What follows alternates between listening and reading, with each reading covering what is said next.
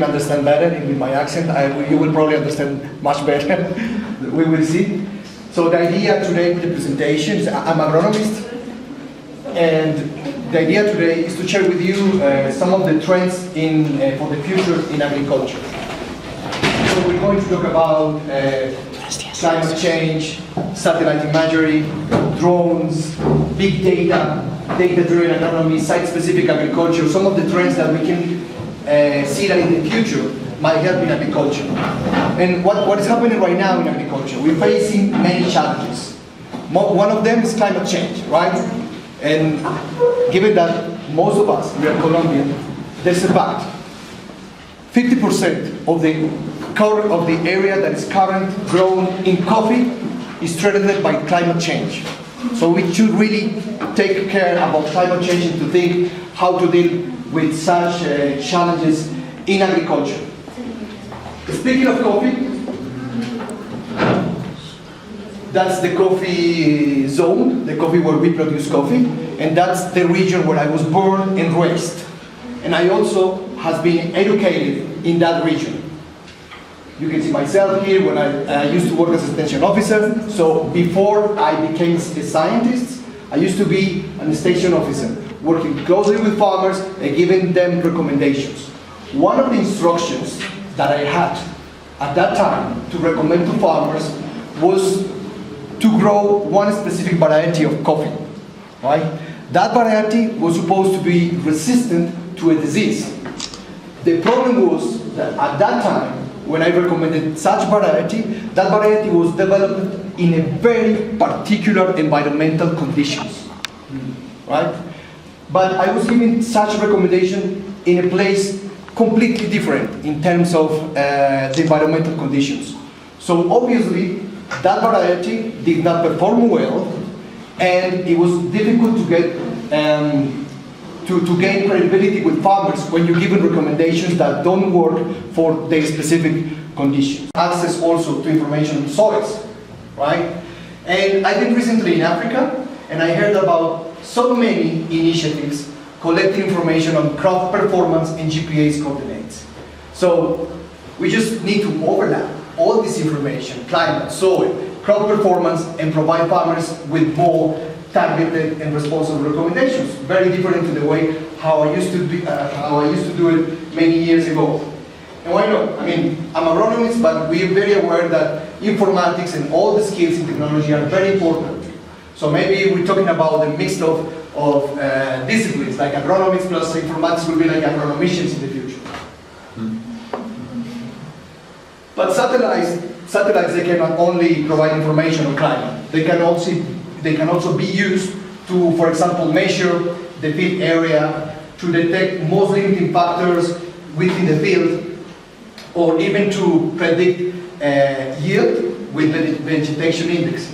But some of the complaints about the use of satellite imagery is that they cannot deal very well with clouds, and that sometimes if you can really have good spatial resolution, then you lose a little bit temporal resolution. So recently, drones have been introduced to the community working with this type of tools. So drones, they don't have the problem with clouds because they fly lower. And you can see here my colleagues at the International Center for Tropical Agriculture, which is the place where I work. They really love to play around, to have this game, the game of drones, they call it. And they really enjoy it. As they fly lower than satellites, they can really, they don't have the problem with clouds. And in terms of resolution, you can really have very, very accurate information depending on the temporal and spatial resolution. Everyone's talking about big data nowadays. But what big data is? I mean, like in 2013, I remember that I was reading an article, and they say that in 2011 and 2012, 90% of the information in the human history was generated only in those 2 years. Recently, two months ago in Uganda, I heard a colleague from the United Nations say that in the last 2 years, we generated more information than in whole human history. So that's a fact. I mean, we really have the capacity today to collect, analyze, and disseminate information in ways that 10 years ago we considered that were science fiction, right? So that's a fact.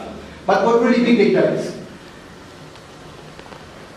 In March, last March, the World Bank organized an event in South Korea, and we've been talking about what is big data for development.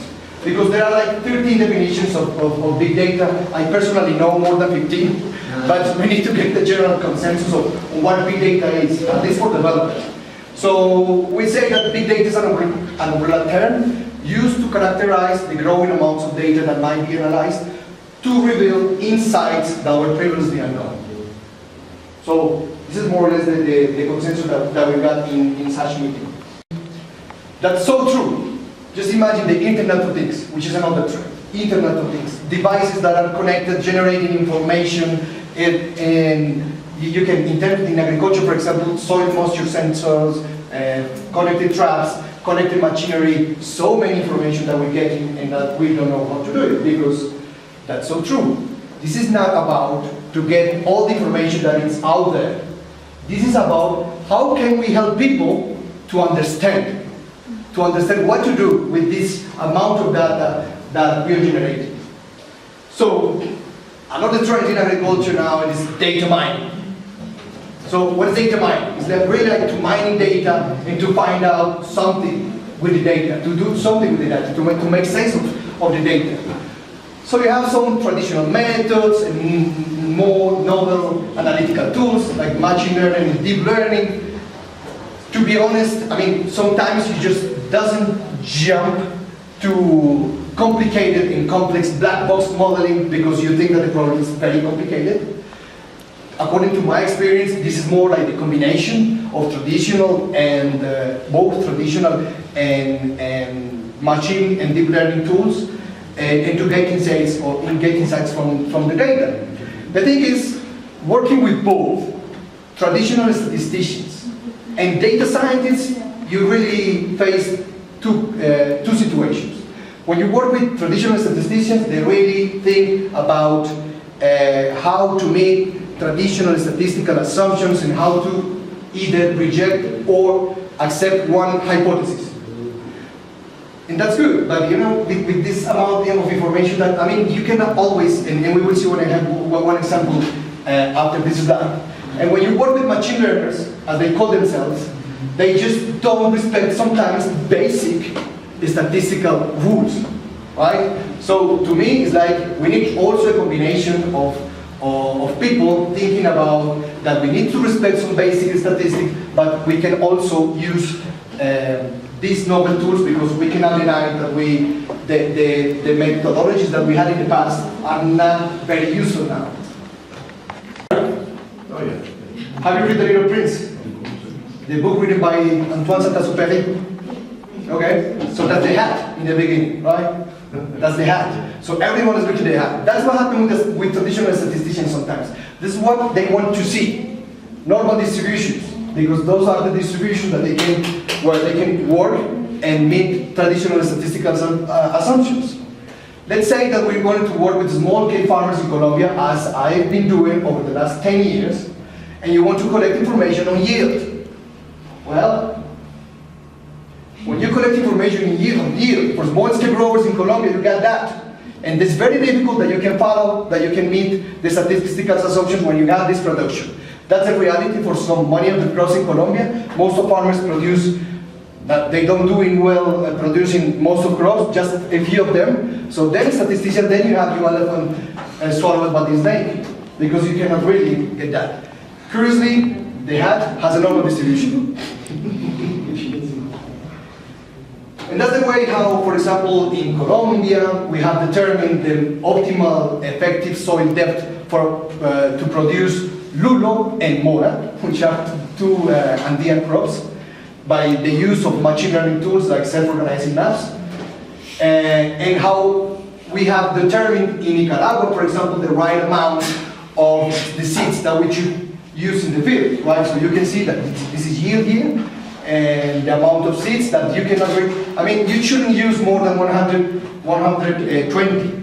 And also for some researchers in Uruguay, they wanted to know what was the critical number of days where if the temperature increases or it's about 34 degrees, production starts to reduce. So we have determined with these novel tools that above 5 days, you really get in there and you having problems with production. So this is one of the advantages of using novel analytical tools. In agriculture, and I'm sure you have a lot of experience with that, is the way how we've been doing... That's my job. Yeah.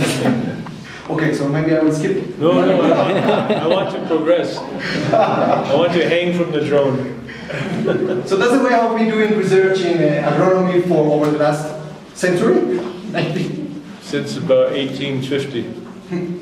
So it's really like the way how we've been doing this is you have the place with same soil, same climate, same environmental conditions, and you start to work with some treatments. Let's say fertilizer, 2 grams, 4 grams, in the same soil, same climate, and then conclusions that we draw from this place are supposed to work elsewhere.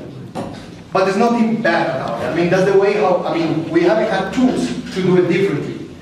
No tools, that we haven't had tools to collect, to analyze, to disseminate. So that's why we've been working with that, and that's why we use the tools that we've been using over the last years.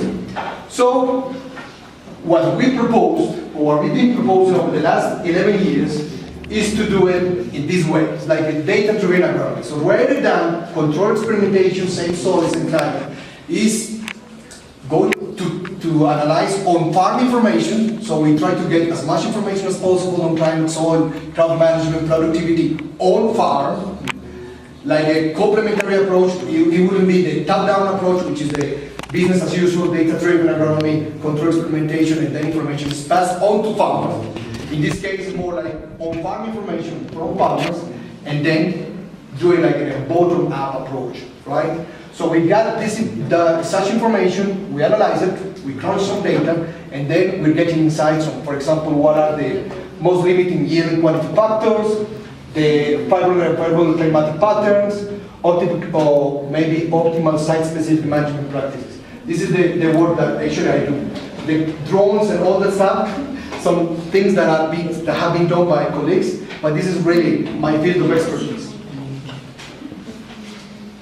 And that's how we, for example, have demonstrated, and this is very important for you guys to understand what we're talking about here. This is in Colombia, in Cordoba, growing maize, right?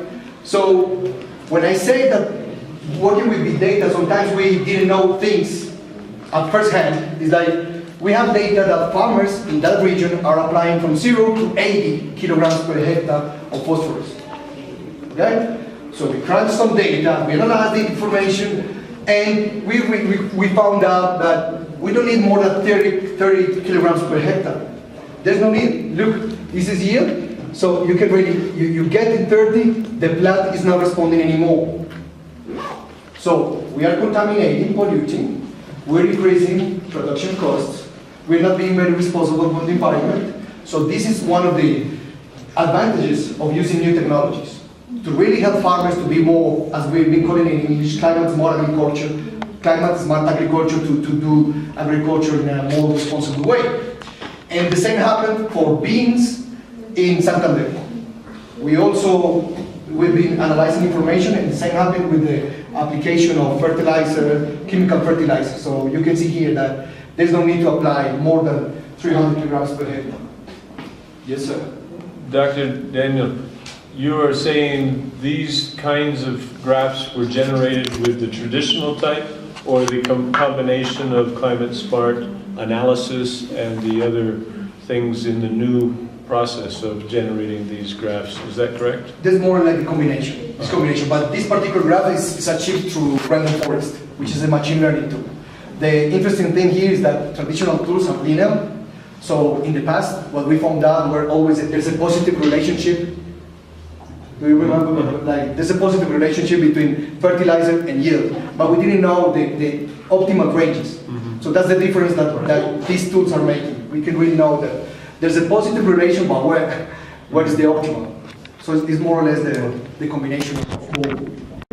site-specific breeding, another trend in agriculture. We're heading to the future and thinking in the future, business as usual, the way how we do it, how we did it, was like we developed some varieties for what we call mega environments, which are places that are supposed to be homogeneous in terms of environmental conditions. And recently, in March, last March, I published this paper with my partners and my team, and we demonstrated the information of plantain in Colombia. More than 1,000 records of plantain across Colombia.